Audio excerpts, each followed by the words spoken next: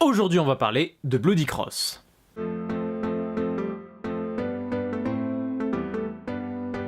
Mais si, vous savez... Ah non, en fait, vous savez pas parce que c'est pas le type de manga qui est beaucoup vendu. C'est pour ça que je vous en parle justement parce que moi, il y a quelque chose que j'aime beaucoup dans les mangas, c'est chercher les choses qu'on connaît pas vraiment. Notamment, j'ai souvent tendance à éviter les mangas qui ont une adaptation animée. Parce que je vois pas l'intérêt si je peux le regarder en animé, quoi.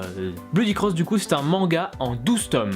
C'est pas très long, on est d'accord, mais moi j'aime bien ce genre de format. Je vous avoue que moi, un manga qui est trop long, ça a tendance à me gonfler. C'est d'ailleurs la même raison pour laquelle je regarde pas de série. Bref, on n'est pas là pour parler de ça, on est là pour parler de Bloody Cross. Alors attention, le pitch de base est pas très intéressant. C'est une histoire avec des anges et des vampires et des mi-anges et des mi-vampires. Vous voyez déjà le problème? Oui, on a souvent ce cliché que ce type d'univers-là, déjà c'est très féminin et que c'est pas très intéressant. Mais il ne faut pas s'arrêter là. Autre problème quand on commence le manga, roue de la destruction. Je vous avoue que moi, c'est un truc qui me rebute souvent dans les mangas, c'est toutes ces parties, on va dire, très shonen. Avec les personnages qui crient les noms de leur technique, je trouve ça débile. Mais pareil, il faut pas s'arrêter là. On suit l'histoire de Tsukimiya et Hinata, qui sont mi-anges et mi-vampires.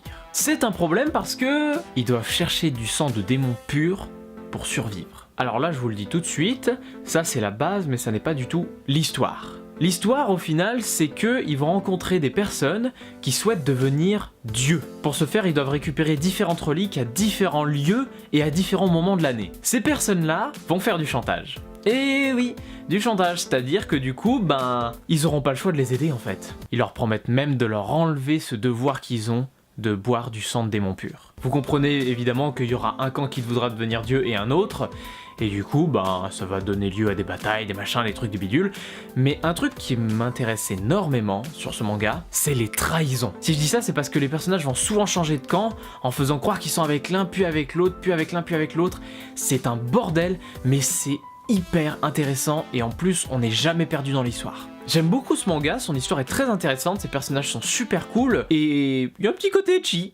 Bon, ça, je sais que ça plaît pas à beaucoup de gens, mais au final, il y en a pas énormément, hein, rassurez-vous.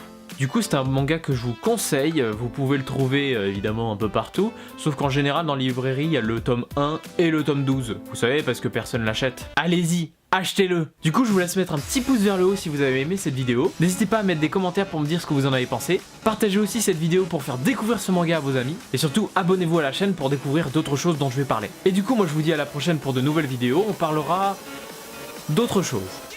Allez, salut!